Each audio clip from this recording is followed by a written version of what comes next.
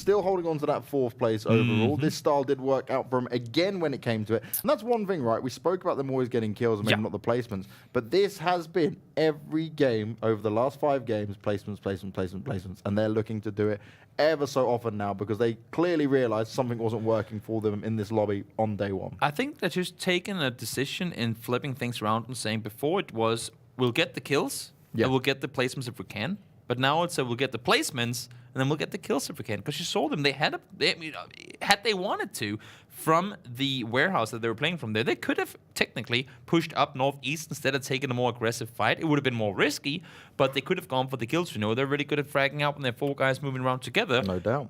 But they said, you know what, no, not going to be worth it. Circle is towards us. We're not going to go over aggro on this to try and get into a position that might end up losing us the game without any kills, with a bad placement too. So we'll just stick around here, and then we'll take it as they come to us instead of trying to be the aggressors in that regard. So I'd like to see it from Se7en, especially up against these sort of teams. It really works well, and that's why they're sitting in top 4 right now. And I'm always happy to see when a team can come in, rectify some of their not mistakes, but where they knew they could do better, they could improve a little bit on it, and do it so quickly as well, literally on your first week. They didn't wait until going to 2nd week and say, okay, this didn't work. They did it day by day. Now, really quickly to note, for those of you guys sitting here and watching, and holy, oh my God, there's a chance, there's a chance. You know what I'm thinking? Oh, yes, the islands. No, yes, I know what you're thinking. Can we get some Bless RNG Island Circle spam in the chat? I don't think I have seen a group this unlucky so far in phase 1 or 2 of Contenders. No. Group B is saying, are you kidding me? The thing is that, I mean, what I wanted to say before was how northern the plane was. There's no one in Las Leones, no one gone in Impala, no one anywhere down south, and that forces teams like Winside, Tarlans, Swarm, even all the way up inside military base or Campo Militar. And I mean, for a circle like this to go down south, I mean, you're glad if you're 3D Max right now. You're just gonna follow that road all the way down to El Del Mar, take it all the way underneath. But the thing is, you're gonna be spending time even up there and on your rotation too, and you gotta worry. I mean, you gotta think, am I gonna get beat to it? Think being here, the southwestern side of this circle is Las Leones, and it's such a massive city, and it takes up so much of the edge of the circle that you cannot really rotate through it. You gotta either north around, south around, and it takes up a lot of space on those initial rotations. Only 2 teams were in it when the circle popped, and that was Desperados and PEG. Let's keep an eye on if that benefits them at all going into this.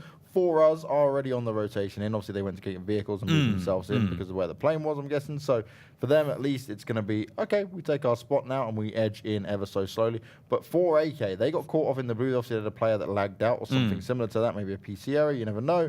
But I want to know how they're going to try and do this because theirs is very tough. They are in the far north, and they're a little bit over towards the west as well. Not as far as one of the 3D Max players in Wago, but pretty much everyone else. The thing I want to see here as well is how do they do anything now to prepare themselves for a potential island circle? The thing is, there was a time when it hadn't happened yet in competitive play at least, and people were like, it's not even possible, right? It's never gonna happen. Like how it's like the Titanic. We're just gonna sink sail on this boat. I mean, it's not gonna happen. It's not gonna sink, right? Kind of mentality. Until it did happen, and everyone was like, wait, what? And no one was ready for it. Everyone just died because of it, right? So since then, when you get first circles like these, some teams like to go far up on the northeastern side. There's a boat spawn up there. They'll just sit up there. They'll say, we don't need the placement in circle 2. Should it go west? We'll just sit up here in case it goes south there. Some teams will go down south towards Puerto Paraíso, sit down there and say, in case it goes to the islands, we'll be ready for it if it happens. Because they'll prioritize the potential of that happening, risking losing a western circle instead of not getting a chance to go out towards the islands. And if that trait right there indicates anything, then if that's predicting anything, then there's a chance, guys. There's a chance. Get in your boat now. Go get your boats now. Yeah, exactly. Make your decision from there. No, this is going to be so difficult. It's going to be an interesting one to watch go down again. Now, let's be honest. These circles do provide amazing entertainment for us and you guys at home to watch it all go down. For the teams, they're probably thinking by now that, okay, there is not one game that's seriously been normal at this point. And that's even more of a reason to start getting those boats. We don't see anyone but Desperados rotate so far. 3D Max, if this becomes an island circle, I mean, they won't even be by the shoreline towards the island before Circle 4. I mean, they're really, really, really taking their time. A lot of the teams are. And I think all of them are just in a situation where it's like, Well, I mean, if it's an island circle, the boats are probably already gone right now, right? So let's just take our time and take it as it comes. Now Se7en already working their way across. They've looted up, and now they'll get a move on. But question is, will any teams try to engage them at this point when this move is happening? I want to know if there are going to be some of these teams battling on the outside, right? On the outskirts here, trying to keep people at bay from it. Or are they all just going to send straight in for it and try and gain the control on the edge to make sure this can benefit them if it does decide to shift over? The thing is, if you're planning on playing edge already, of course not knowing where it's going to go, see Nail up here, dodging some bullets, should be able to stay alive as well. But if they are planning on just sticking to the edge no matter what, as we talked about edge, teams fighting on the edge of things here, that's Tornado Energy getting the better part of Se7en Esports. 2 kills, swooped up quickly there, Graphic Buster down and out they go. They'll be down to just 2 players, and I guess the 2 players are easier to swim across with. They don't take up as much vision, right? So if it comes to that answer. No, what I was going to say, though, if you're already committed to edge, you're not in a hurry to get in. You know that if you don't get to the island anyway, should it go out there, you're just going to be farming kills for as much as you can on the shoreline. Like, there's no way you're going to jump in the water with teams already out there trying to get across. Fake lands 1 shot towards Nemaranth. PG and Desperados have been driving side by side for a while now, and seems like he'll be able to get out of that one alive. Yeah, nicely done, moving away. You look at Se7en, though, if you're watching the map stream, they have now completely changed the direction. Now the other 2 are still alive. They're not wanting to go this way. 4 AK just moving on in now slowly. 3D Max just going past Montenuevo. And now we will see exactly who's going to be moving here. So we've already got no team up towards the northeast at the moment. We've got Desperado trying to get in closer to Impala. PG are working their way down there as well. 4 have got a great spot to play from here for any teams coming up from either direction.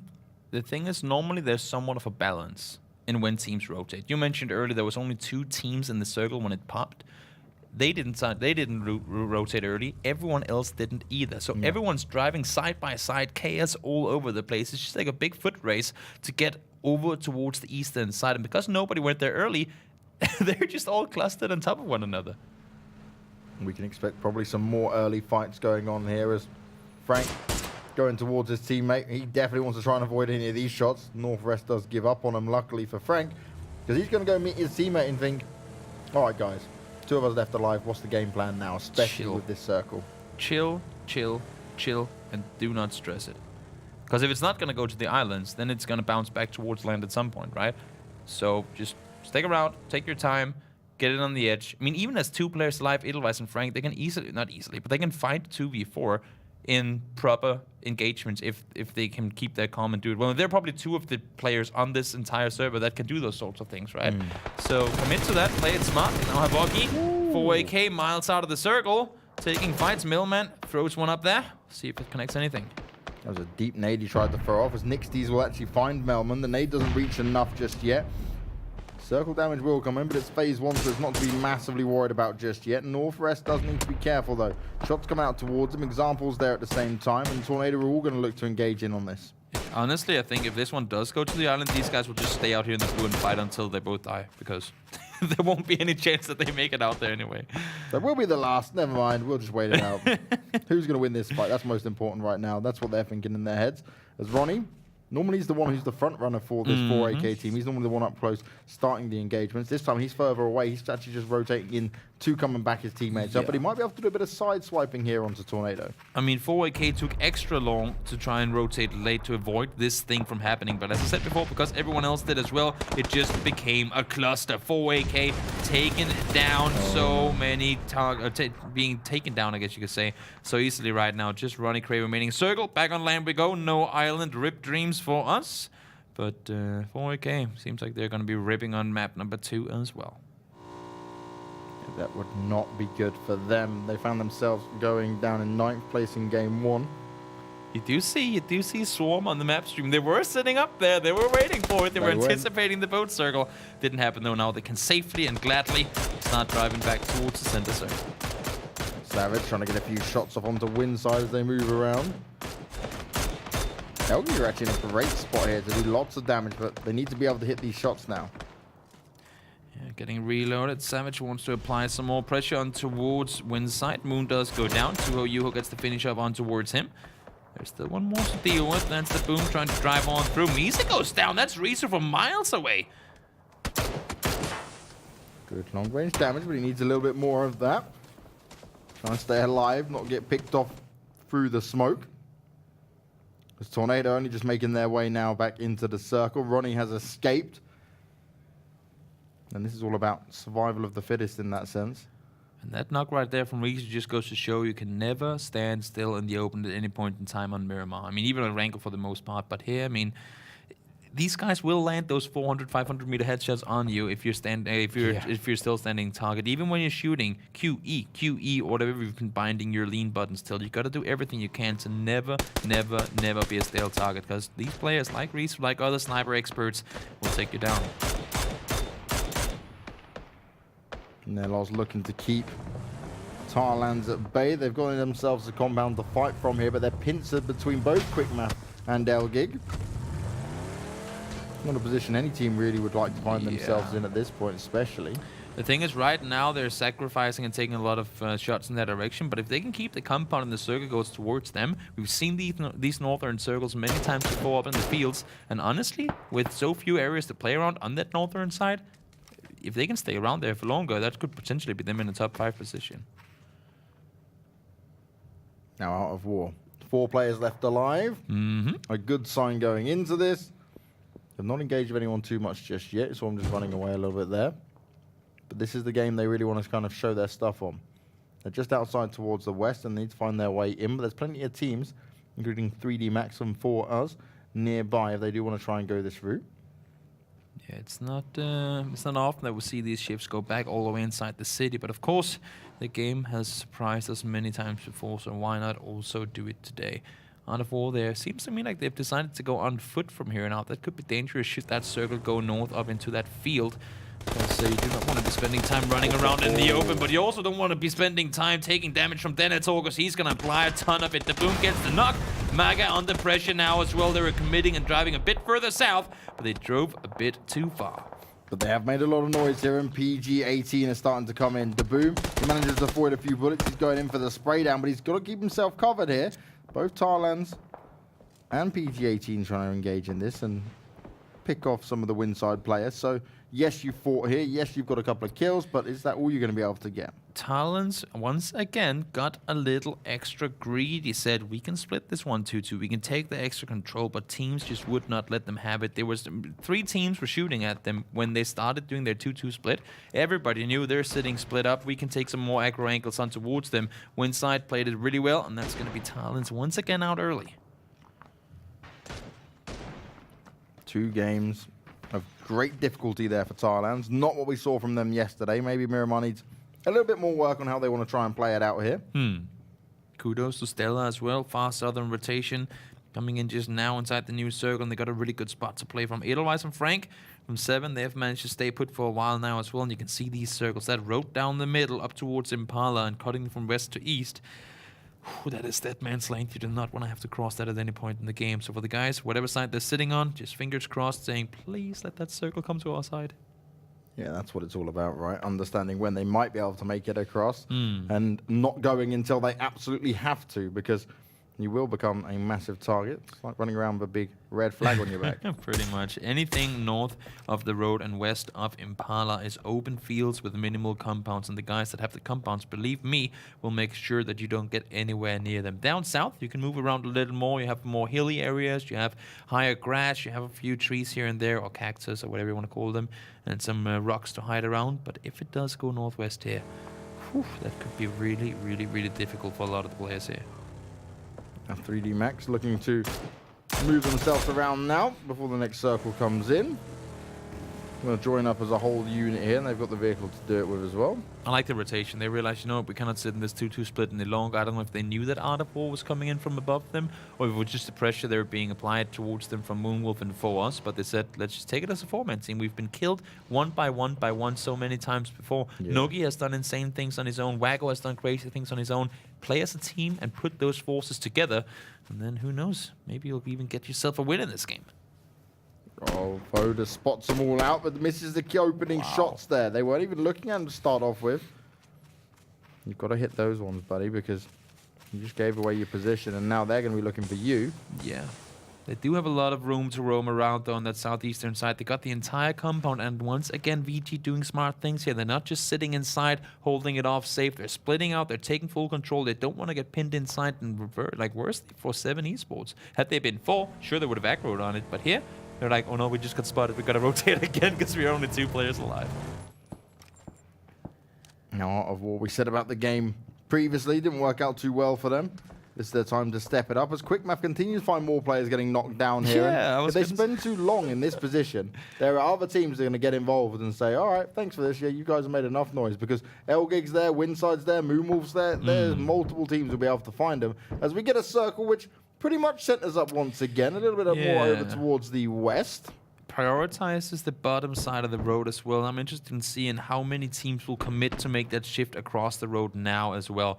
We will most likely see a lot of teams fighting for it later, but you want to avoid that confrontation and go early. Fake taken down here. They already sent out Calvin, so there's only one more player to help. But honestly, at this point, I think Fake is left for dead, and indeed he is. Goes down, Millman secures a kill early on here.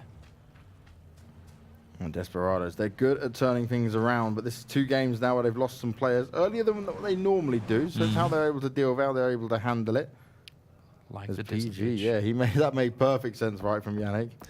You heard the footsteps, you heard multiple vehicles come in. He was like, I'm not going to take this fight by myself. I need the pressure and the help from my teammates, and backs off. Really wise player, has been in the scene for a long time. And we see the knowledge and game awareness right there.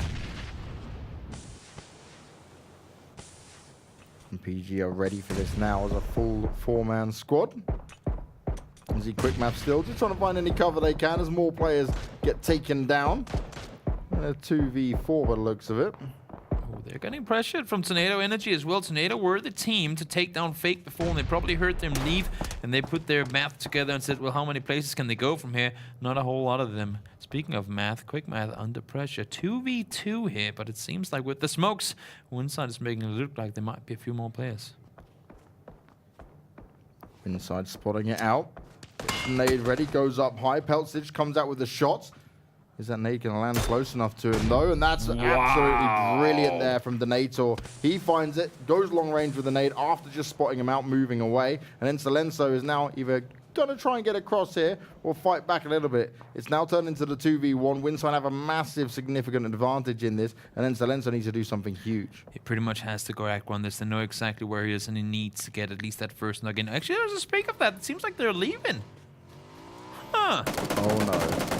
On a bike, then Silenzo shooting in the back, and he does miss a lot of key shots there. He reloads with 15 bullets instead of keep on shooting. Now takes the back for himself. Okay, I guess the second part of the plan there made sense. I was like, why are you not continue shooting? There are 2 guys on the bike right in front of you. But decides to leave. Makes sense. Now 3D Max under pressure. They were dodging and weaving and avoiding Art of War for the longest of time, but now they're forced to take the fight. Yeah, they're wanting to get into this as Silenzo. He is eventually going to be found. Donator's the one to deliver it once again, and Quickmath go out in 15th place. Not good for these guys at all. We still have 5 teams on the northern side of the road. Ronnie Cray somehow still alive in this game as well. Se7en Esports down on the southern side. And then we have Phantom. Once again, Art of War and 3D Max squaring up against one another. Rip gets down one more, but goes down in return. There we go. Shoots out the window. That's going to alert his position to Ben.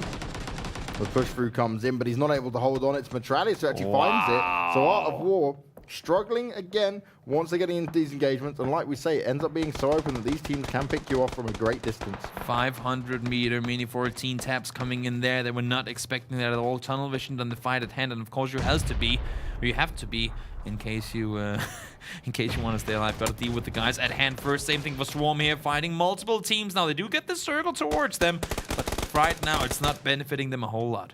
Now you talked about the damage that Edelweiss and Frank can do. Well, they just managed to eliminate one of the Swarm players. They're in compounds just separated from each other just a little bit here, but they're in a great spot within the south, and they're not far away from the new circle when it does come in. So they can keep some teams away and continue to apply some damage, get up some extra kills. This could look very interesting for them, considering how bad the start was. Only issue is that Moleman and Jampaway, they spotted him out. I think Moleman spotted him out early on. He sent Jampaway up there now as well, and they know the compound is going to be out next circle, so they could potentially pin them in here. Oh, Ronnie spotted from behind us here. Reno gets him down. A few shots missed, but they do manage to get the finish off there in the end. 4 AK, 2 rough games in a row for them. And, well, I mean, they've still got 2 more games to get back on up there before the week's over. VG, Se7en getting the job done. And it's whether VG can get the job done once again and find themselves in top 8 as well as a few kills. It'll be a great start to the day if they can get it done twice. Mailman's position here, brilliant. The fight from Thrones and Ready does a lot of damage on the Colder Mentor, and the nade comes out from his teammate to help him out there. Nox coming in, and now Tornado there straight away going in for this. They believe it's their time to get the job done. So Zera takes a little bit of damage, but manages to hold on to this. Calvin right on the edge. Is he able to gatekeep them at all? Tornado don't want to push into it just yet. They don't have all the information they want, and it is going to be a scary fight as the shots come out. So Zera goes down. Colder Mentor's finished, and Desperado, 2 games in a row, going to be out in 12. I was just going to say, where is PG and all of it to have a chance to engage on it now? Se7en and VG could potentially do some damage here too. Soda gone down. Se7en is back there for the rest. Should be able to get him back up on his feet. Everybody but Dennaton has made their way over towards that southern side of the street. See him running out there in the blue, sprinting on forward, weapon on his back, wants to stay alive for as long as he possibly can, but it's not going to be easy. It never is when it ends up like this, and he will go down. Elgig pick him off. Winside's gone out in 11th, but Moonwolf needs to be very careful. Our previous winners in 4 once again nades coming out. That could be just perfect timing. Wow! What the hell? Metralius! He is taking care of these guys as we speak. Rezo, last remaining player. Look at 4 winning last game, and now sure Nate's being a big help for them. They're applying so much pressure on towards Rezo all by himself. Blue is on his back as well, and they just seem unstoppable right now. Metralius is feeling it today. That nade wasn't directly aimed at that player. It ended up rolling in, took a few shots at him, and the job was done. Moonwolf now out in 10th. Elgiganten, though, they took this time to push on forward. Hookstar got an initial knock-in.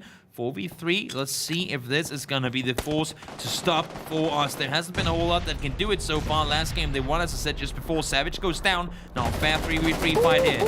Metralius goes in, takes down Savage. He is not done yet. He's up at 4 kills and he wants some more. This is not the type of building you want to be in. You don't have a lot of vision to help out your teammates. Does manage to get the angle on towards one player, though. Apocalypse inside one house. They're split a bit too thin, in my opinion, here. It's going to be hard for them to really hold each other's backs if the Elgiganten team decides to push this one wisely. Apocalypse goes down. Nice reaction play from Deeks there. As the rest now, they cannot push before he's back up to full health. A little bit too aggressive there from the 4 players. They have to use this as a time to do it with some teamwork. Bit of back and forth still within it. 2 versus 2 now, unless Nellos can be picked back up. Metralius looking for more. Deeks throwing out the nades. He's going to get the wrong angle on it. And Metralius shows himself once again, but he needs to get this heal off. The blues also coming in. Yeah, and it's not just blue. It's a lot of damage coming in from the blue with this circle pushing on. In 3D Max, they've set themselves up in a position to take out whatever is left alive here. Lassa gets down. One going to get down the second. No, he gets taken down. He ran out of ammunition. Not a whole lot more you can do. But as I said, Nogi over the top is up there to try and take them out. And they both know this. Whatever happens here, it's going to be difficult no matter what. 4 manage to stay put. Deeks goes down to the blue, but after that fight was even over, but Nogi was up there applying the pressure, and well, I mean, he applied a lot of pressure, but didn't get any kills off of it. 4 and Elgig, it didn't benefit either of them other than a few kill points in the end. A great attempt at holding on, but Elgig, they proved too strong, and 3D Max came in to say, hey guys, we're done with you now. Time for you to go down. From one edge fight to another, PG getting pushed up on by Tornado Energy. Really tough team, but they're starting to get pressured from behind as well. Vinco trying to come in here and get themselves some third-party kills. Yannick up there for the cleanup, and I believe there's just 1 player left now for Tornado Energy. Really rough position, and that is going to be them eliminated. Vinco there to help out PG on the initial push. It looked good for Tornado Energy, but they would not let them have it. PG love a bit of Miramar. We saw them get the opening Miramar win, and once again, they're back up in a good spot. 3rd last game, and at the moment within the top 5. And look at Frank. Even though they lost 2 players immediately in this game, Se7en Esports gets into top 5. Same thing for VG. 6th place last game with 3 kills. This time around, they're sitting in 5th with even more. 6 games in a row, 7 have not been outside of the top 8. This is just class from them. No matter what is thrown at them, like you said, losing 2 players at the beginning of this game and still managing to do this,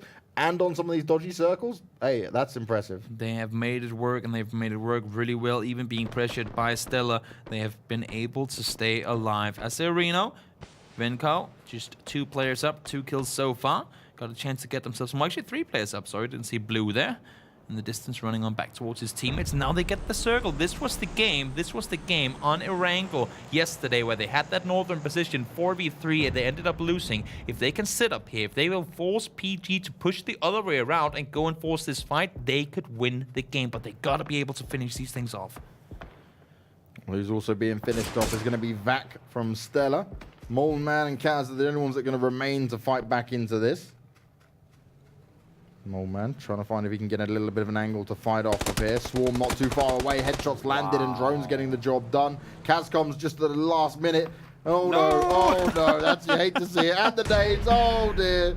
Kaz is thinking everything that could go wrong is going wrong. This isn't how I wanted to see it happen. And now I've got to try and hold on to this. They've had 4 kills. They're in the top 5, but Swarm are coming around them. And other teams could also get close. And that's why Kaz is being so careful. Swarm sitting in 14th currently, but they will not sit there after this game if my math is not completely off. They've been doing well here. Got themselves some kills with it now too. They can hold off Frank. I'm not sure if they know that he's behind them. But honestly, if there's one player, if there's one team that could deliver these 1v3s, up against maybe arguably one of the less top-level fighting teams, then Se7en Esports could be the ones that deliver. But they are getting spotted out by teams on the far side. That's VG once again. Every time a team has a chance to do something, VG comes in and says, no, you don't. And they get taken out. Managing a 4th place, though, and they're not going to complain about that, all things considered. Not at all, not at all. Doing their best they can to hang on and still placement points within it.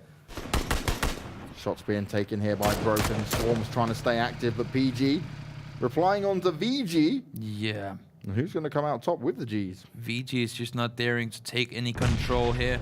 They had the southern side, but Swarm was holding them back. You can see how open it is over towards them. It could have pushed it initially when the fight was going on between them and Stella, but they stuck to their corner, and now they have a very small percentage of the circle here. They will really, really rely on either PG and Swarm fighting one another, or the circle shifting down towards them. They're getting closer and closer to nade range, as you can see here, just blowing off a bit off angle there.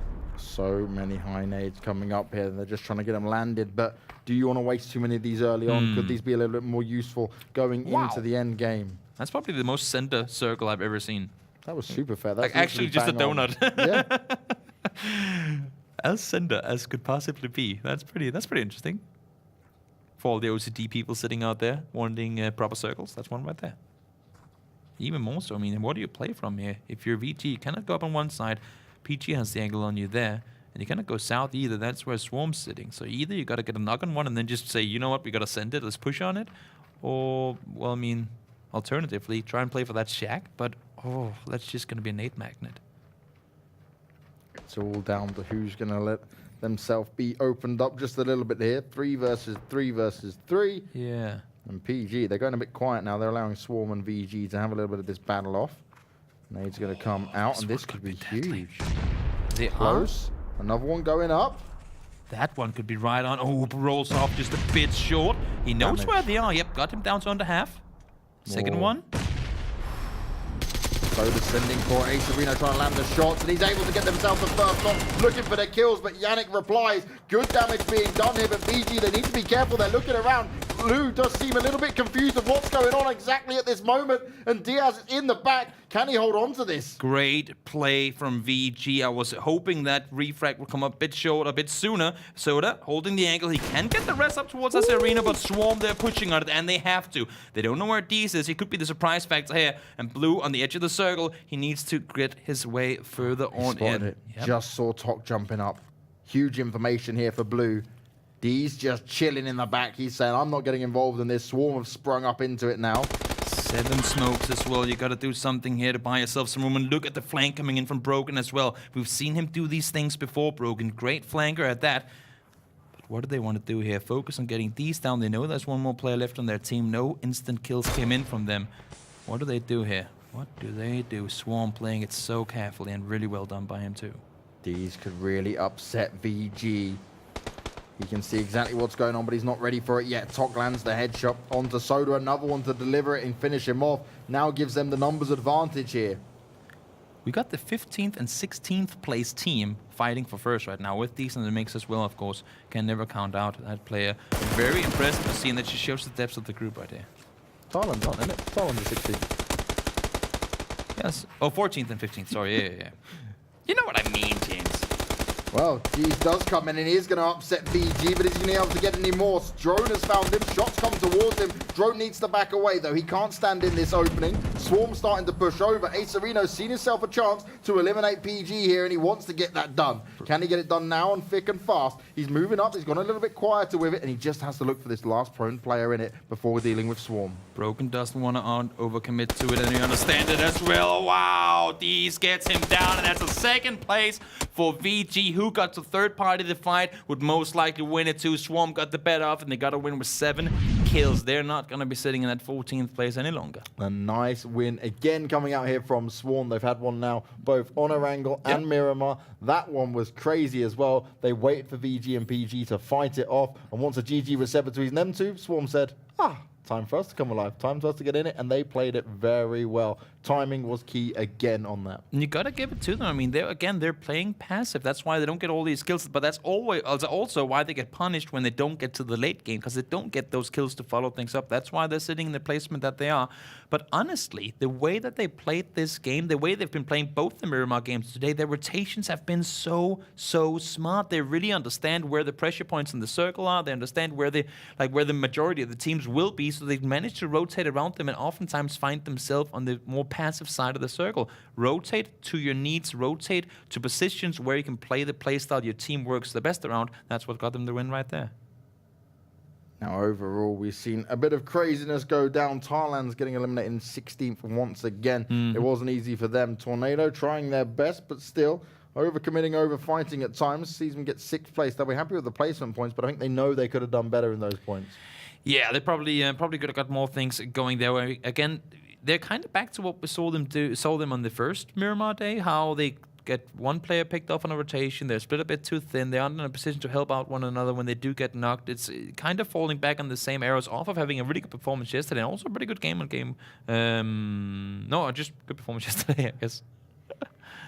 Now, PG, they're going to be very happy with the 2nd place, especially with Deez just all on his own there at the end. And 6 kills will see them net 12 points overall. Swarm get away with 17. Tornado up at 11 because it was kills coming in on top of that 6th place overall. But Vinco, once again, they seem to be maybe turning into the Tarlans for Miramar this time, though, because Vinco have got themselves a good position off the back of the last game where they got themselves into 6th. Now they walk away with a 3rd and another 8 points added to their name. And that's what you also for Se7en Esports. I mean, that's what you got to say. I said before, when you have these rough games, because it is a rough game, no matter if you win the game, it is a rough game when you lose a player or 2 players this early on, and they still managed to get 6 points off of it. Yeah, exactly. I mean, practically before the first rotation, they barely got on their bikes before they lost 2 players. It's like, oh, there's noise. Yeah, exactly. Tornado got themselves 2 kills early on them, and once again, Mithrali is topping the kills. That's 11 kills for him alone over the last 2 games. Yeah, Metralius there is showing 2 games in a row that he is on point today.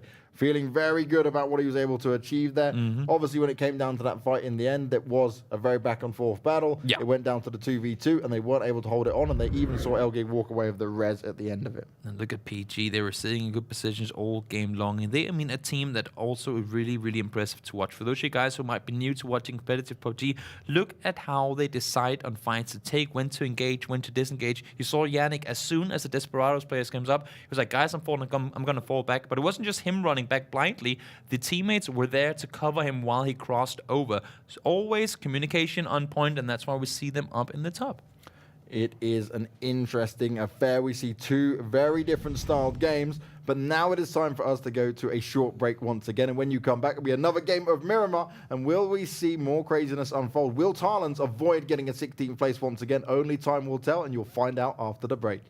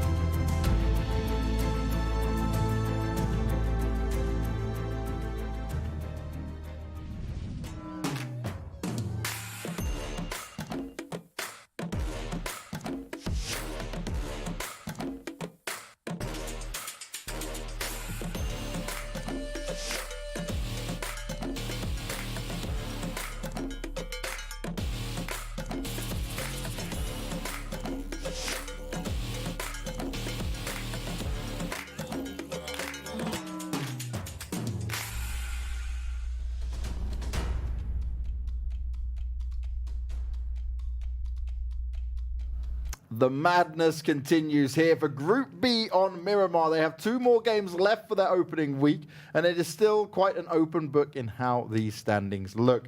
And what we saw just then, again, was teams who even lose 2 players early on can do very well all the way through. We saw Vinco step it up, and they find themselves getting some additional points in. Not far away from 3D Max now. It's that vision now for Vinco where they can say, all right, we've gone through 3 days. Some games have been rough, but we are learning. We are adapting. Tarlans on the other side. Great Erangel coming out yesterday, right? All their games are in the top 8. Today, 216 places so far. You can easily turn that around, but it's going to take a lot of work. An Art of War, Tony, you can't BM anymore. You've gone outside the top 8. 1 point out of BM range. That's just how it is. But Vinco, I mean, as well, to me, when they have the placements, they tend to not get the kills. We saw there in the last game how they could have maybe gone a little aggressive on that southern side because they knew they were pinned. They knew if we go up this way, PG will be there. If we go up the other way, Swarm will be there. But once Swarm started fighting Stella, that to me was their time to push, and they didn't really sort of reach out and grab that chance. Reach out and grab faith. You're a human jukebox. I loved it. Just everything you say I found a song for. You're just setting me up and I'm knocking them down, Toby. Yeah. Now, what we don't want to see knocked down again is an awful plane and an awful circle. We want something maybe a little bit more in the middle. But like you were saying before, Miramar may not actually give us anything which is something in the middle. It is a difficult map to play from. And we're going to get a plane that goes right down from the southwest all the way up north. This is going to be an interesting one, too. We saw how many teams settled for the northern drops last time around. 4AK going local Praria normally, but they will settle for Prison, not a spot you normally see looted in competitive play. But, of course, with plane paths like these and you're not being able to go where you normally want to, they will go there instead. Wago and Hitrick, they'll take the vehicles, I would assume, down in the area of Los Hicos, and then they will be going up towards the southern side. And they might just be contested here, though, Northwest, going down with them. I mean, you must see the parachute, you'd assume, right? So they're landing all together on the southern island. Not a place we normally see fights take place in competitive play, but with palm trees and everything, why not give it a go? Pretty palm trees. Holiday mode enabled. I like that. To go on holiday. I like Maga. He's going back to where he was in game 1, kinda. Not completely. Washout is there as well. So I guess Maga might be this time around just going for a vehicle. But Washout again. It's rare to see a Moonwolf team that decides to split it up and take compounds on the outside when they know they have a team in force sitting in this area too. Normally, if they aren't a team there doing what I like to call pre-Picado, then you tend to send a guy out where Apocalypse is right now. But because, I mean, even when they have 4 guys there, and him sleeping out there is ballsy. I like to see it. Oh no, I feel sorry for Northrest as we see the circle pop, and Northrest is engaged with a couple of the 3D Max members who are down there in the south with the rest of 4AK. This circle will give us, though, a bit more of a northeastern shift. A little bit of water included, but nothing to worry about. Now, I don't know if this is rude for me to say, but it's his own fault in this sense. I mean, he was parachuting right next to the guys for the longest of time, and he must have known that they were going that same direction. Whether he knew that they were going to commit to those equals or not, that's, of course, not to say, but the fact that he keeps going with them when he had the chance to turn around, land on the hills, loot those compounds, turn the other way and run to your teammates. I mean, they have the entire western side of the island to themselves, and he still dug and dive with them. Whether it's him not looking around or not, I don't know. But that one Northwest is on yourself. Decisions, decisions, decisions. As we'll look at Moonwolf, chilling around the casino for now. They've got plenty of space to work with, but like you mentioned earlier, Washout is the one who was a bit further away. Margo grabbed the vehicle, got himself out of there. He still repositioned himself away from his teammates, though. So maybe he's thinking, okay, if anything does kick off, someone comes toward me, I'll just jump in the vehicle and get out of there. But I would hate to see him go down early on. Tarlans cannot afford to allow 3 games happen in 16th place. This is also the exact same position that Mago was killed from in that previous game where it actually wasn't him, it was Moonlight, but nonetheless, I mean, he was pressured there for so long. They never really came there to his aid until it was too late, and he went down. He knows for a fact that he's way closer to a potential cavalry arriving of Moonwolf players than his teammates going there, so he has to play it super, super carefully.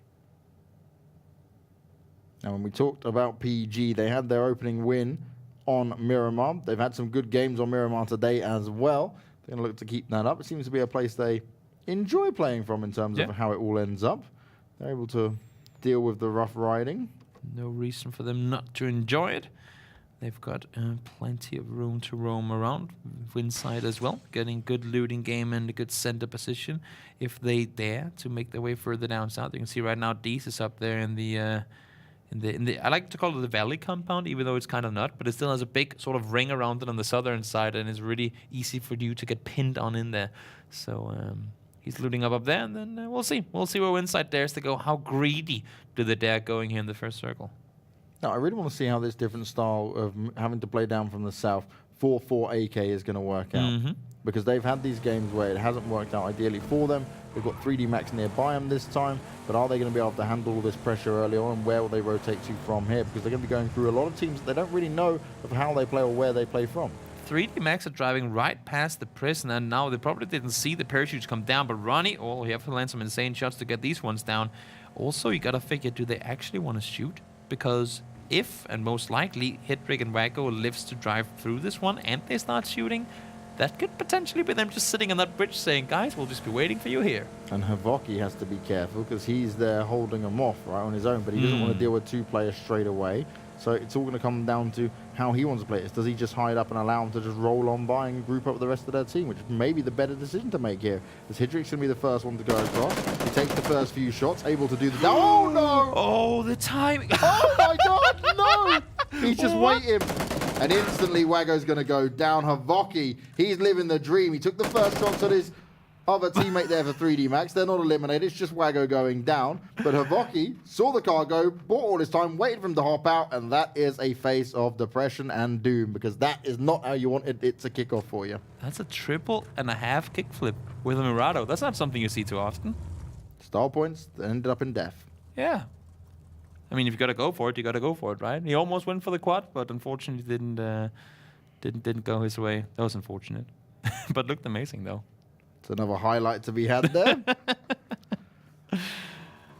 It's gifted. Ruse found himself go down on the floor. Huckster sending straight in for it. Does he know that the teammates... Oh, my God! Off the bike into 2 kills. Hugstar. I can come up with about 90 different scenarios where that could not have gone the way that he wanted it to. No, I literally thought he was going to go out to his death, not expecting the other player to be there. Moon's trying to put on some pressure from afar. Has found himself one player knocked down, but this is going to be an easy one for Elgig to get the res on in. And if Hugstar is feeling super confident, maybe he just goes and challenges Moon now. I mean, he almost killed himself with the bike.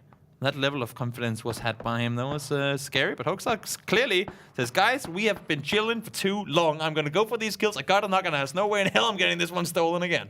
This is Hugstar, like, over and over again, because he was doing this before in a wrangle. They were getting picked apart, right? He was always going down too early. But now he's getting away with it. Now he's actually able to do some damage. He's starting to think, all right, I'll just go for it a little bit more. And the thing is, you can do these plays in...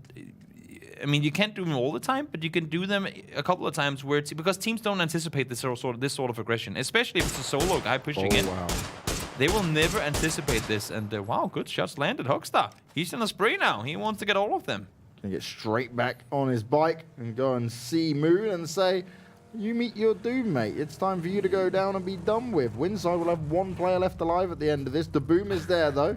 Rolls up to give him some cover. Smoke goes down. Quite a deep smoke, actually, all things considered. I don't think he expected it to bounce that far. You can see Savage in the back like, Hugstar, wait for us. We're coming to help you. Just chill for like 3 seconds, please. Oh, that's brilliant. That nade was perfect. And the boom, he could be going boom if he doesn't avoid these nades. He's just on his own now, falling back, and he does not want to deal with this, but he's had to leave his vehicle. Nailup's able to chime in from some side damage, though, and that means because they're making so much noise, they are out in the open. Nailup's has to be careful. That's the second time he's been knocked, but Winside are going to go out in 16th place, and Elgiganten, mainly Hugstar, delivered all the damage. But look at his HP. Nils gets taken down because of it now, too. I love the aggression. I admire it.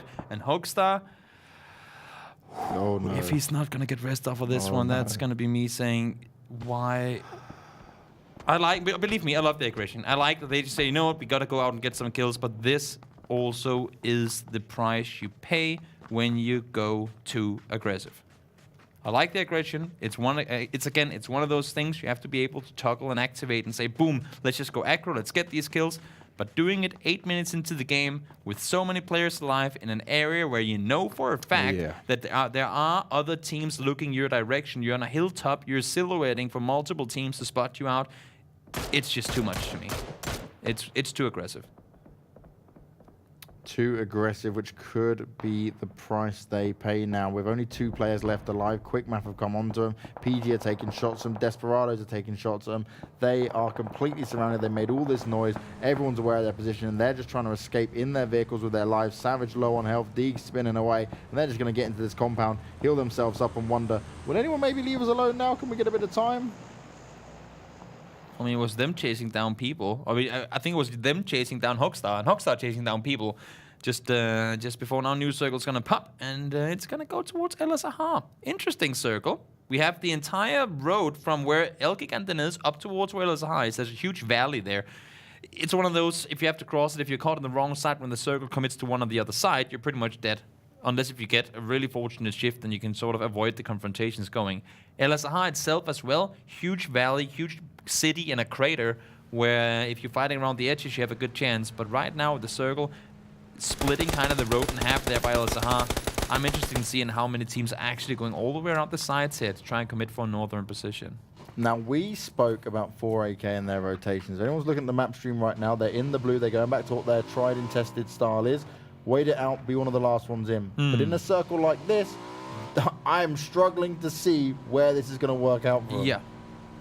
They can't predict it. They can't know how it's going to go down, but this is going to be one of the toughest fights in they've had. This is, I think, as close as you'll ever get to one of those river circles on a wrangle where you have to sit on either the north or the south side because you have that one clicking right through the middle. Buster putting himself in position to potentially get some roadblock kills, but seems to me like he's gonna miss all those bullets and could be like, where? What? Am I shooting with blanks here, or what's going on? He seemed a bit panicked as well. He wasn't fully aiming down the sights either. He was just kind of holding it and then, oh, am I going for it? Am I not? It didn't work out, but it's okay. It happens every now and again. It happens to the best of us. As Elgig get picked apart by 2 different teams. They're completely done for, and 3D Max could be finding a rough ride as well as more shots come out towards them. Elgig, you may have got yourself 4 kills to start things off with, but that's all you get in here because you're out in 15th place. Could have been more to it as well. They got that first kill. Sure, go for the aggression, get the finish off there, get the double there as well.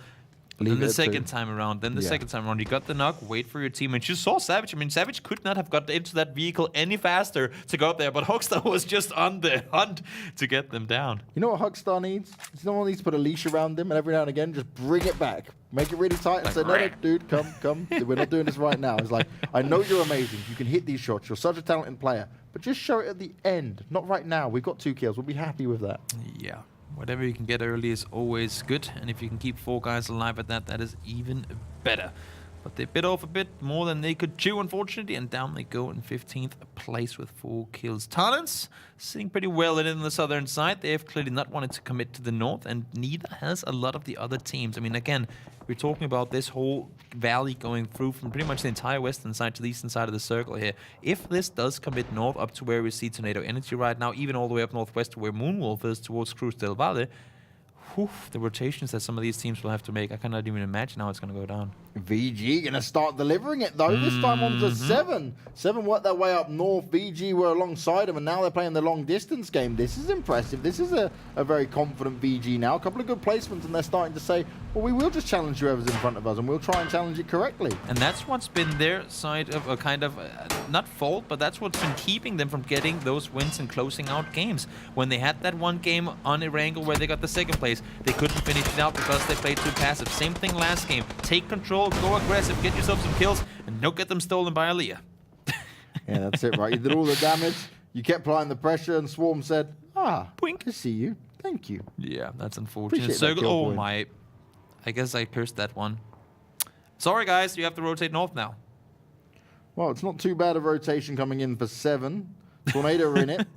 Art of War as well. Moonwolf working their way straight away into this, but everyone else down from the south, AK still rotating. Tarlans have got a very difficult position to fight from as well. Yeah. All of these guys are going to have to work it, and if I'm 4AK right now, I'd like to see you just go out west, work your way all the way across and try it from that side, because you guys have been traveling for the longest time anyway. You've not even got here, so you don't have the information on how many teams are down already. The thing for 4AK is they're driving in blind. They have not been to this area at all. They've been in the blue for the entire game, pretty much since it started closing on in, and now if they start to go west, now we just saw it before, just 15 seconds. This 3rd to 4th shift is so short, and if you're driving in blue for much longer, that could be you going down. It's tough terrain to maneuver in with vehicles. Lazar making it work, though, as I talk about tough terrain to drive around in. seems to work out for him anyway. They're going to jump out, though. They're aware of VG's position near them. They want to try and engage in this, and they've got the time to do it at least. Desperados, they've had a couple of really tough games here on Miramar. Yeah. They want to turn this around big time. But again, they're surrounded by Swarm, PG, and multiple other teams coming in from the south. They are inside the city with Calvin up on the hilltop. I like the split here. Calvin can get kind of the bird's eye view and keep the grand view of what's going on in the city. But the thing is, if they get into close quarter fights inside buildings and whatnot, Calvin just won't be in a position, at least most likely, from which he can help them out. Nemeref hoping he's going to be rezzed up, depending on where the damage is going to come from, as Desperado is still keen to continue this engagement. For us, they are going to make sure that VG have run away now, but they are split now, and that's going to be a bit of a problem. Yeah, trying to make their way on inside the circle, get themselves a knock here maybe to force them to focus elsewhere. They are trying to push straight forward up towards VG. VG are split though. You got Blue and you got that EXO, I believe it is, sitting together. Yep, they're sitting in the houses up there. You see Soda and the Se7en. They're trying to run on over, but the Se7en on foot here. He might just be laid onto it. And you can see 4AK now as well, trying to make their way in from the east.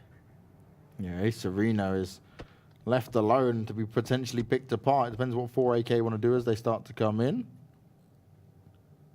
This is going to be tough. This is going to be really, really tough. Profes trying to hold an angle northwards. You see him driving on forward. Se7en gets spotted out, and he has to make a run from here. He has to know that more vehicles are coming down towards him. Blue is trying to help, holding off the threat, pushing on forward. But Ronnie is full speeding it, and they're missing bullets they need to land. He has the M249, so doesn't need to reload, but he needs to start landing some shots on these guys, or that could potentially be a Se7en caught off. And also look for us. They're coming in on this one as they see the fight escalating. Yeah, as soon as they hear it, they want to get involved. Se7en is going to work his way in slowly here. Nixty's just on the side, and are they going to know of how this position is going to play out? Se7en is just looking for a bit of cover. He doesn't mind the circle damage just yet. Phase 4 is a little bit harder to deal with, but he's more caring about how he can get in from here. He's not that far away, and he's just watching and listening. Also got to keep in mind, we got Calvin up here. See him proning in the shack over there to the left. Nixties has run on down, but one well-placed nade from Calvin. If he cooks it right, that's going to be them having no clue where it came from. More shots coming out, though, for us. I found the rest of VG. One just running the deck, so no vehicle to be had, and Lars is just going to pick him apart. His teammates just abandoned him. They had vehicles, though, if they're going to commit to this push, because if they just shift away from everyone, we talked about before, Moonwolf are going to be in the most amazing spot in the universe. Se7en, shots fired on towards him. He needs to get some meds going. Last first aid in use, but Drone is going to deny him that and take him down potentially. Could be a steal coming in from Nixties. Havakis wants to secure it in the end. Circle shifted away, and for all the teams that just committed to LSR, they lost their vehicles. They have to play this one on foot. Oh my lord, are you gonna have a hard time? This has just been shifting northwest, northwest, northwest, northwest, and now Northwest? These northwest. He's gonna have to go northwest. It's not gonna work out well for him, either, as he finds himself getting knocked down by Shaxi. Metralius up to his old tricks again. Ronnie's on the floor, and Ronnie's going to death. This ending for him very uncomfortably, and only Nixties is left alive. Nixties just ran over Havaki too. That's the most cruel way in saying, I'm not gonna let you in my vehicle here, buddy. It's like, get away. This is mine. I don't care about the team anymore. I'm soloing it. And the worst thing is, I mean, honestly, Nixties being the only guy inside of LSR with a vehicle might just make it out alive. That could have been them having two players up. Instead, Nixties is by himself, and Havaki is there in the chat saying, "No, you didn't." Probably doesn't sound like that, but Well, you sound like that. I do sound like that. Yep, every single time. Tarlans, though, still in this. Yes, there's only 14 teams up in it. There's not going out in last place, but I want to see them do some damage, and that's what they're trying to do. Marga trying to spray on some of those shots. Can't connect the last few bullets. It means Nail-Up will be able to escape. More nades going out. And Nixty, you're all on your own. You got out the car. You seem to be completely pinned once again, as Nail-Up had all that damage done towards him, turns around and lands the headshot onto Marga. He just 180 and double headshot at Marga. That is absolutely insane. I cannot stress it enough. Crazy pickup by you guys. More nades just over and over again. This nade meta is not going to end anytime soon. The Molotov's going to go out as well, and Desperado's heavily under pressure, and it just gets worse for Desperados. 12-12 and a 14th place. Honestly, they have been the victims of the nade meta all day long. There's just been absolutely nothing they have been able to do. Once one nade came in, 4 came to follow immediately, and there's no, like, you don't even get time to react to it. It's just all of a sudden you're blind, you're deaf, and well, bada bing, bada boom, then you're also dead. One nade is all it would take now for PG if you can get it deep enough as Larza sprays through the smoke. Find himself to knock one player, looking for some more. And for us, they are just constantly today feeling like they can get anything done. But you can see why they're trying to force so many fights here, because they are on the far edge. They know many teams are around them, and they need to make one hell of a great play here if they want to get out of it alive. And Thralius all by himself, pinned in between two teams now. Nailip wants to get the info, knows the guys are knocked on the hillside. And I don't see Thralius living this one out. It's going to take a lot from Atranes to get that done. Jambaway just about avoids the nade. His teammates trying to throw over something to help him out a little bit. Oh, wow. 4us get eliminated, but PG, they've committed so much to it that now they're being finished off. They're getting taken out by Swarm. Swarm, the team that have been hiding on the side. And Nemerth and Nailip just committed a bit too hard in getting that last player down and out. But again, they have to rotate across the street. If you have a solo player behind you, that is going to be him getting you taken down. So they needed to go for it. Same thing with them talking about with Se7en in game 1. It seems like they were committing, but they need to clear him before they can move. Now, all by himself, Ermag is peeking this one, but he needs to fall back down. They have 0 kills so far, but still 3 guys on their feet. Tarlans have a chance to do something here. Look at him go to reposition himself. Moonlight's making multiple bullets come at him. Ermag's doing some keen damage, but he's still got multiple players to deal with here from Moonwolf. Throws the nade out to try and secure the finish. I thought he should finish off his teammate, but that was Arco. There you go. Elgiganten finishes off him. That's going to be Yannick's vehicle exploding, somehow not taking him with him. Broken, though, will land the long-range shot, and look at the shots coming in. And Solenzo not getting the steal. And I guess that's one going away from Swarm this time around, only fair. Yeah, Swarm sat up top, fragging out, causing a lot of problems for some of these teams. As Tarlans now, they've got a quick decision to make on how they want to try and approach this with just a couple of players left alive. There is a little dip on the other side of the road. You can see the 2 Yuho and Quickmath has made their way over towards it. And again, not an area that we see a lot of end games in, so people might not know this terrain as well as they probably should when they're playing the level that they are here. Drone trying to get the angle on people, and now he's going to realize, oh, well, oh, wait, Circle is pushing. Okay, let me just go get my vehicle and get across the street before I focus on anything else. That's some wishful nading by Tuho there. Say, I mean, sometimes they do. Sometimes you do get a knock off of that. That's a thing. It's not going to work out this time around as Drone taking a few pop shots there towards the buggy, looking for the final player behind it. Hydric's going to just die out to the zone for 3D Max. And Swarm, as a unit, is going to work their way down. Tornado, though. This time they are back in it, and they are still fragging out. 4 kills already. PG-18 go down, and it is expected. They've been fighting against multiple teams here for the longest time. It's not been easy no matter where they've turned. They were taking fights all the time, and Tuho does get a knock with his nade, so maybe we shouldn't talk so much when he indeed can land those long-range throws, the Hail Marys over the hillside. Gets himself 1 knock. Seems like Drone will be able to get back up. Aaliyah, though, there's fighting for the edge here. Of course, the next circle could go anywhere. We'll know in just about 10 seconds time where we're headed, but we have a lot of edge teams right now, and for any of them, it's going to be extremely hard to do things. 2 Euro landing the headshot onto Drone.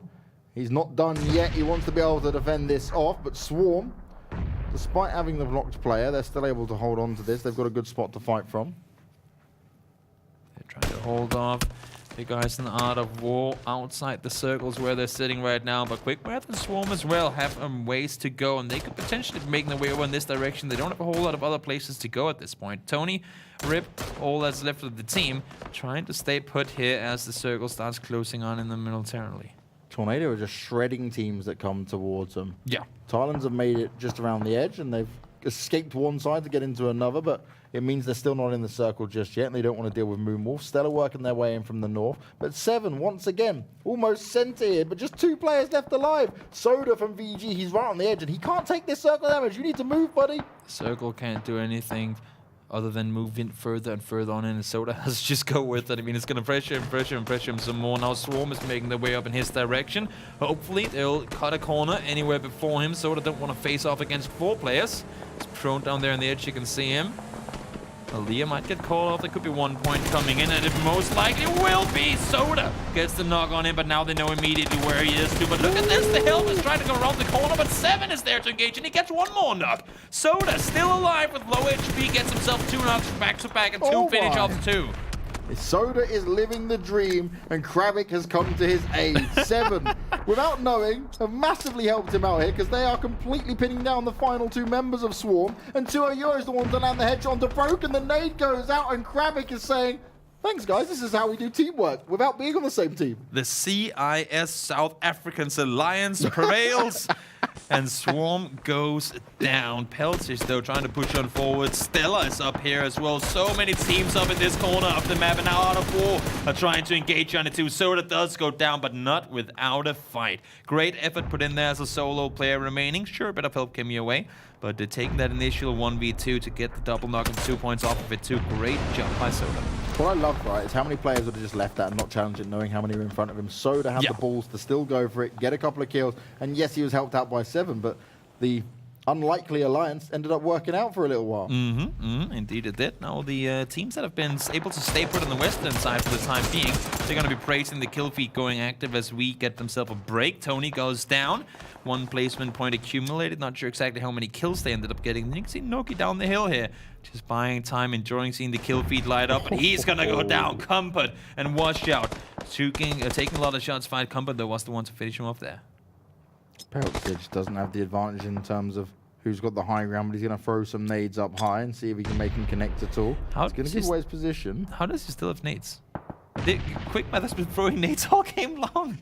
Nades for days. 2OU, have you still got nades? I'm going to be greatly surprised. He's still quick. Pelcher still has them. 2 more. 1 to go after this one. The nades are so vital in the current way we are playing PUBG. It's huge impact that they can have, especially when teams cluster together a little bit and try and find a bit of cover in these open endings. The thing is, they can't sit around here much longer. They need to go around the northern side, but they know what's waiting for them. Se7en is sitting on the other side. They are in a CIS sandwich right now. And they're not really sure how they can get out of it alive. They have a huge open area on that northern side that they could push into. They will have to push into it because the circle is closing in, but they're hoping that maybe some teams will alleviate some of the pressure from them just for a little while. Tarlans. They've crept into top 6. They've got 2 players still alive. Kofest has spotted them out, and he's just like, come on, make a move again. Trying to land the shots, but he's not able to connect them. He knows exactly where they are. Watch out will find him. He spent a little bit too long focused on them. Example comes in and says, I'll show you how it's done, mate. Here we go. Kofest should have been wearing heels. He would have been able to see the heads, but unfortunately not quite the case. He wasn't quite 5'8". He needed a little bit pushed up on him. Yep. Just a bit too short. I wonder how tall the PUBG characters are in centimeter-wise. That's a question for another time, I guess. We'll go back into the game here, Cass. AWM, long distance. They have a good spot in the circle and sitting on the north side. They got a win yesterday as well, still, and they would love themselves getting one more today. Peltzer tries to run away. It's not going to happen. Buster trying to land 2 nades and just finish off Quickmath completely here. Se7en getting it done. We spoke about the CIS sandwich. And now Se7en have taken a bite out of it, and they just need 1 more to be found. How do they do this too? I mean, they've been 2 players alive for the longest of time. Same thing in the last one where they got 4th place with solo player 2. Kravik is still getting knocks and finish offs. I mean, what the hell is going on here? How are these players allowed to take this much control? You know what really interests me? I'd love to know if they are just like playing in a house together as a team, or they're completely online and in different houses, because this teamwork is monstrous. It is. Every single time. They're playing it off extremely well. Tarlans out in 6th place, and now once again, placement points for them. Not a whole lot of kills coming their way, but they do manage to get a few, and every single point, we know it, every single point can be the difference. Mega team tempo. No. Tornado energy. Yep. Thank you, James, for messing my head up yesterday. It transferred over to today as well. Tornado energy get themselves the 10th kill. And, well, again, 2 players live as well. Just racking up points. Now, Tornado have a great spot to play from here with where Example is. Comp needs to work his way in, but he's well aware of where Se7en are at this point. Moonwolf, they are just on the edge. They've got a couple of crates there, but to try and get those crates is a big risk if they ever want to move out. And everyone knows exactly where they are up on the high ground. Kaz finds himself a headshot onto Washout, which is going to be huge, but it's about trying to get the finish off. And where they're sat, it's quite easy for them to keep themselves defended at least. Does both Moleman and Kaz have an AWM? Yeah. I feel like Moleman got a knock with an AWM before, didn't he? Or was it just me? No, he has an SKS. Okay, never mind. I was like, that would be absolutely madness if they were sitting around with 2 AWMs. But I guess it's a good combo here as well. Cass can get the knocks with the AWM, and then he can boom, boom, boom, quickly get the flashes there as well. This is huge, by the way, because Se7en had a player knocked, and they've still been able to bring it back up despite it being this late into the game. So they found cover. They've managed to get it done. They're now going to be reaching top 4, and they're looking to stretch this even further. Another solid placement point game potentially here for these guys. This area is so rough to play around, though. You can see it right here. Big overview of your screen. The entire western side is a huge open field, and the circle is going to go out to that in just a short moment. Tornado Energy trying to sit on the backside here, just forcing these players out into the open. And on the backside of things, you got Moonwolf, 3 players alive on 1 rock, but now it's going to be Example finishing off Buster. 1 more Se7en Esports player alive. StarLadder want to engage on this, though, knowing that what's just been happening. We saw the shots go out towards the Tornado team. Kaz is going to drop himself down, get prone, heal himself up, but when does Example want to strike? And Krabic has just been left now. He could be a real problem for Tornado if they don't look at him. Washout finds himself getting knocked down again, and he's finished off by Mole Man this time, which means that Moonwolf going to lose their advantage. The circle's going to be pressuring him very soon. More shots coming out towards them, shots being hit, but Example has to be careful now. Moonwolf need to get some knocks, and then some more of them come, but does come in to help. Or get taken down, I guess. Krabic with the push as a solo player. Every single point matters. Could be the difference makers too. Krabic has to run further and fast though, because the circle is pushing him. So much damage to be had here as Se7en go down in 4th place. StarLadder managed to find him out. Mole Man secures himself his 5th kill as well. Risu still alive, real low HP down behind the rock down there. If he can hide around here for a little while longer, could be his game to take Example. Solo player Cass and Mole Man on duo. He spots out one. That's going to be Example down, and now it's a 2v1. Stella, reset, focus. You got 1 more player to go, and you know exactly where he is. Smoke goes out.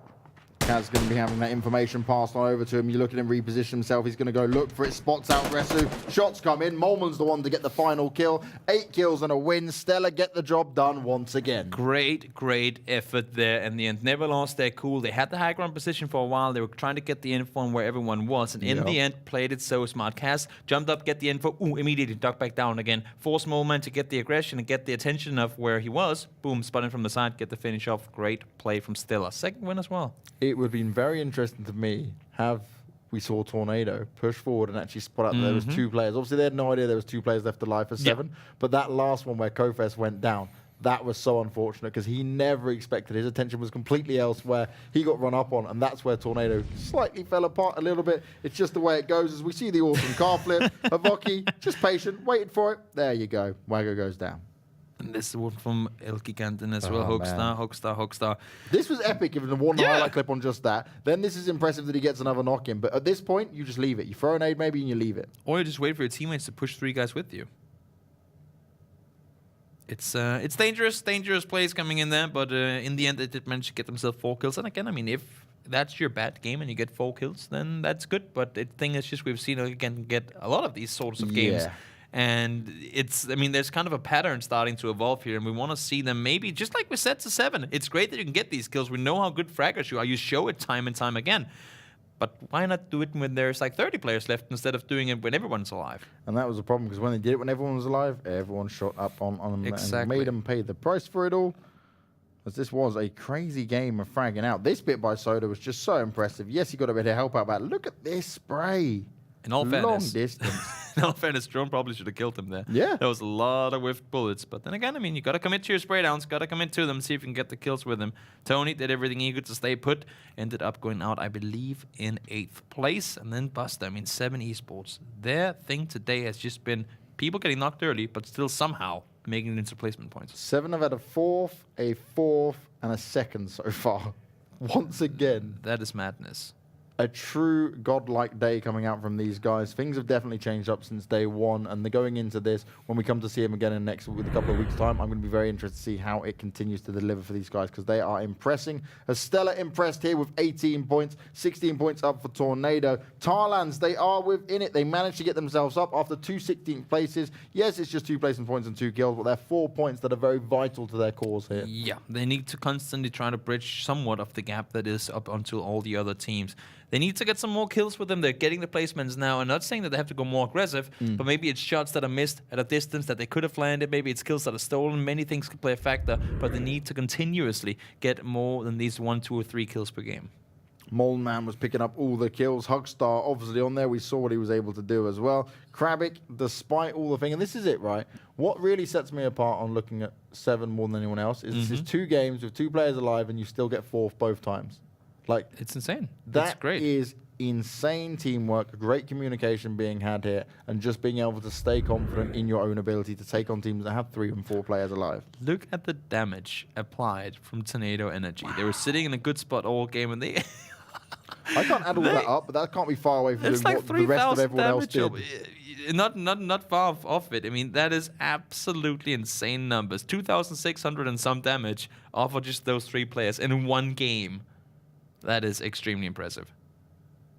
Yeah, there's less than 3.5k, maybe 3.3k between all the other players that aren't on Tornado, and then you add theirs up, and theirs is close to 3k. That's just monstrous on its own. That is. What a way for it to go down. Toby, there is only one more game left of Miramar, and we have seen every game go really far into the distance, but it seems super quick just because it has been non-stop action again today. It has been. People have been fighting from the start to the end. Again, open endings. These times around, it hasn't been like open big field, you can't do anything endings. No. There's been open endings in the sense of no compounds.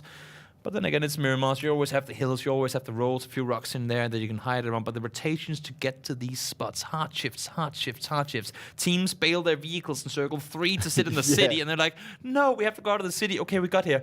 Oh my god, it went away from us again. What do we do? That's just been the name of the game all game. You gotta stick with your vehicles like circle 5, even though it seems impossible to do. You've just sometimes got to take these risks, and sometimes the risks don't pay off. We'll look at what risks teams are going to have to take going into our final game of the day, and the final game for Group B in this week. It's time to sell how it will go down, but we're going to have a quick break, and when we come back, all the action will be coming once again.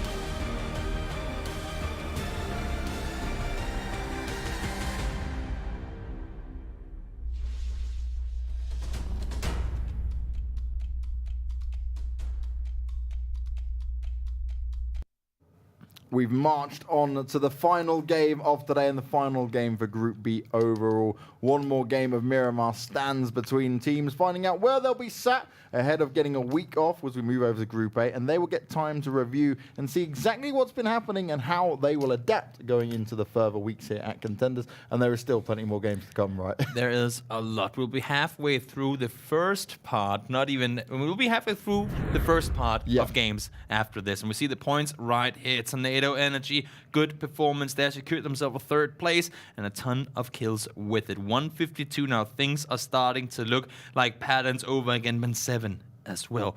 When we look at it, and we just look at the games from like a game perspective, Se7en has been the team, if not every game, then something close to it, to lose a player early, or at least be in a fight early that didn't go their way. And still, they have accumulated so many points today that I'm like, how in the universe do you guys manage to pull that off? 2 fourths and a second place, and 2 of them games where they got the 4th places were when they had 2 players missing from pretty early on. Yeah. It was a little bit later on the game we've just seen there from Se7en, but still, the fact that they're even able to frag out like they do with just 2 players, sometimes going against squads of 3 and 4, that on its own is just ridiculous. They got more points here in their 4th place game with 2 guys alive for the most part of it than they did in their 2nd place game where they had like all their players alive for them pretty much until the last 2 circles. And also when you think about it, their day 1, remember, they only got 4 placement points, the rest were kill points, and they were in like 11th place, I think that was about right. And now, over the next 3 days, they just turned it on. They went,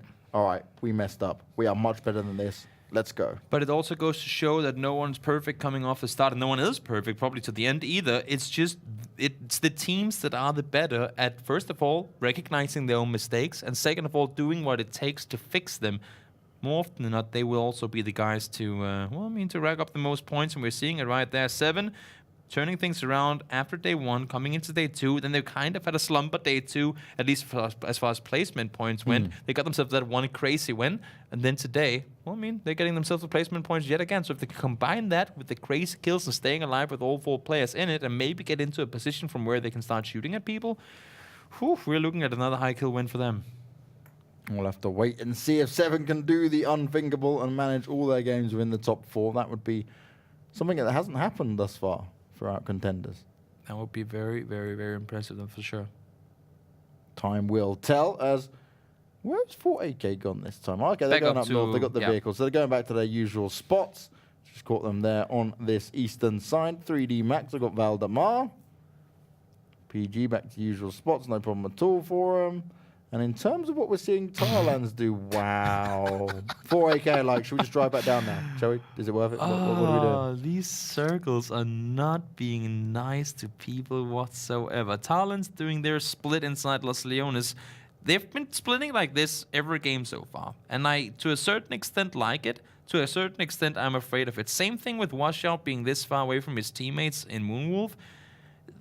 This split works when you know how teams loot around you and you position accordingly. I don't feel like this is positioned accordingly as to how the other teams sit and how they potentially rotate. Because we know that compound up there that Maga is running around in right now is one of the spots that Moonwolf like to go to early. He has been taken down there early game before as well. And honestly, if you're a team that is a little behind, sure, they're getting into the late game, so that's not something I'm not going to talk about at all. It's just you might just want to be closer together because Moonwolf, Desperado, Se7en as well, they are teams that if they spot you early, they're going to land those shots. And if you're a solo player and their teammates are closer and coming into the 8, there's not a whole lot you can do to pick up that solo.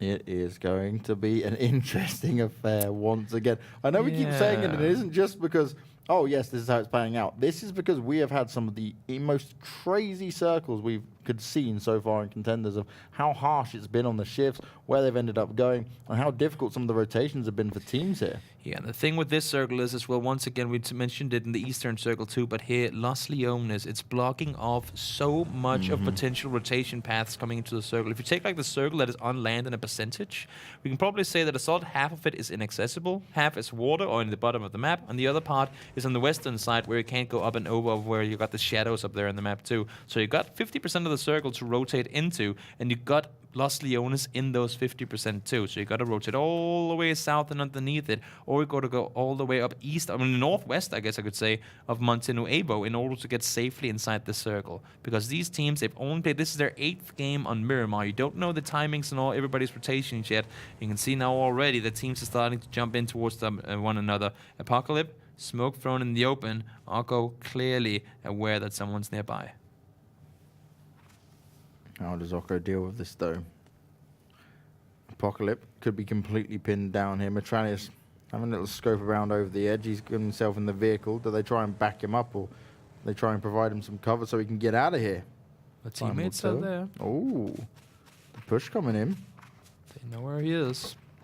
Don't go alone. Good spin around. How did Apocalypse? What? Apocalypse! Those are ones you don't miss on at least the first player. In all fairness, he had a mini, but in all not fairness, you're supposed to kill him. Yep. I mean, I respect the hip fire mini, but when he runs that far away, just maybe hold down right click. It's a tricky one. It's a tough situation, but he, yeah, he got taken down, but there's no way he shouldn't have gotten that. At least the first knock. Getting the second one in the end, that would be the tougher part, because you only got those 20 bullets in the mini to shoot with to begin with. So that could be respectable, but not getting that knock, that's a tough break. That is a tough break indeed. They would have never expected that to go down that way, and luckily Metralius, he did step away from it in the end. Yeah, and it's an important player for Force to keep alive as well. He's been the damage heavy hitter, at least as far as kills go. So far, of course, we know that not always does the damage indicate exactly what's been done on the team. It is a shared effort, and even though you have one guy going skyrocketing in the kills, doesn't always have to be him who's landing all the shots to begin with. I've honestly ridiculously enjoyed today on terms of how these teams have played in certain situations. Se7en, for example, Vinco stepping up, even Tarlans in that previous game actually just managing to break that 16th elimination curse. I just cannot underline enough how much I love that we're getting Miramar. Yeah. I love Erangel, don't get me wrong, I love Erangel, but Miramar just brings something else out of the players, and that's what I like to see. I keep saying it, proper PUBG, good PUBG, these sort of shots, these sort of engagements, you don't see them the same way on Erangel. That Exa, only 30 bullets in the chamber, has to reload, has to figure out whether he wants to commit to this or not, because info just came in, you saw him looking up the hill, there are players above them too. He just needed one of his teammates there and he would have been able to do it. A lot of damage being done here as Melman and Kofet under pressure here.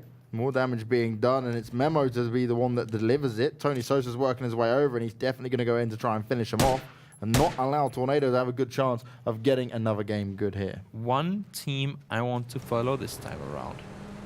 Elgiganten. Yeah. How are you going to finish off this week? We've seen things happen. We've seen same things happen. Haven't been working their way. Sure, they've been getting some kills with it, but I want to see them, because they are wise guys and they're really smart in playing. It's just a matter of them being able to change things up from one game to another. Last game, they got the kills. Sure, didn't get the placement. Let's see them get that placement now. That is what it has to be for these guys, especially if they want to show that it is not just we can frag and then we don't play smart. It needs to be this unit of team coming together and saying we're not just crazy wild people going off on oneers. Otherwise, he's going to actually go and find Max, and that's going to be him at least knocked down. But are they going to find the kill? That's Tarlans a solid. Do not want this. 600 meter knock coming in there from Edelweiss.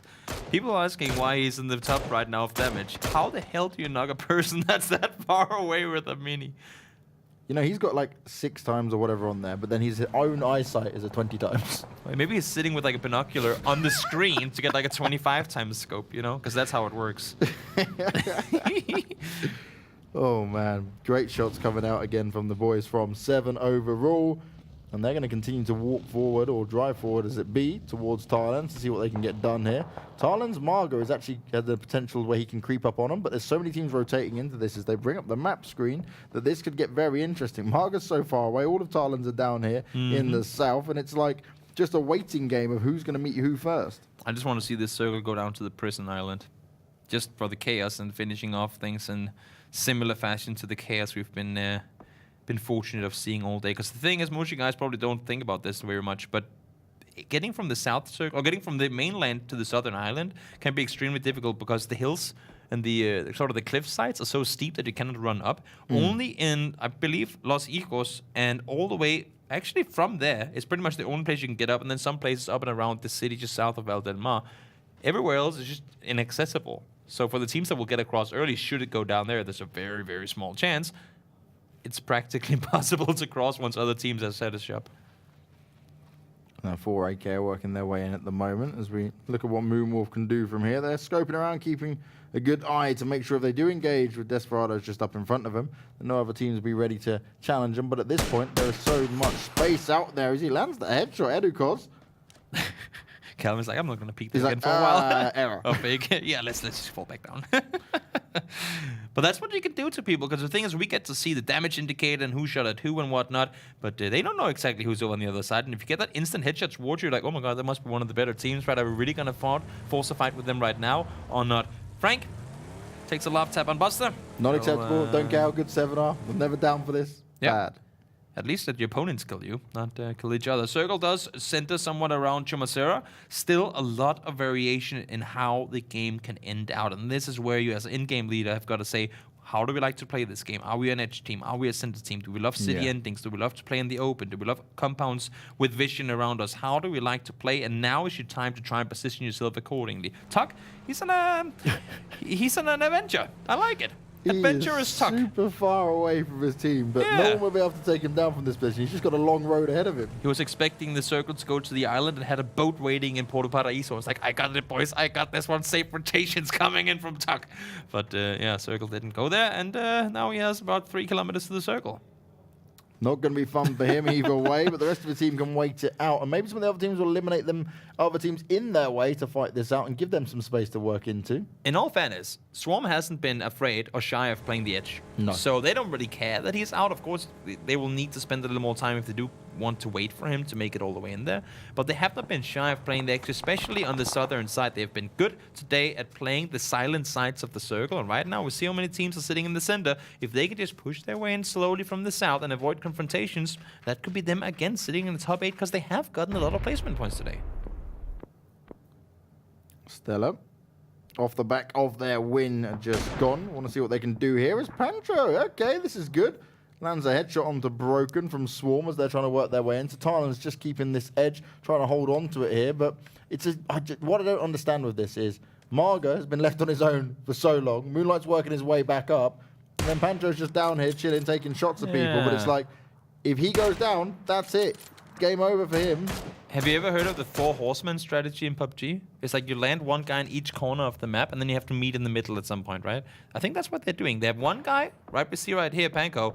Him and Ermac are sitting together. You have Moonlight up by Los Leones, and you have Maga in Chumacera. That is, yeah, as you said, James, as split as a team can be without being killed. Yeah. Like, if these two get knocked, there's no one saving them. Yes, they've got a good firing range. Yes, they've got the high ground here, but they're going up a very capable Swarm, and straight away, Ermac finds himself getting knocked. And now you've got to say, okay, do we commit any more to this? We've had a kill. We've put the pressure onto him. What is really worth it? The thing is, at this point, they're so far from one another that it has to be one of those guys. If the circle allows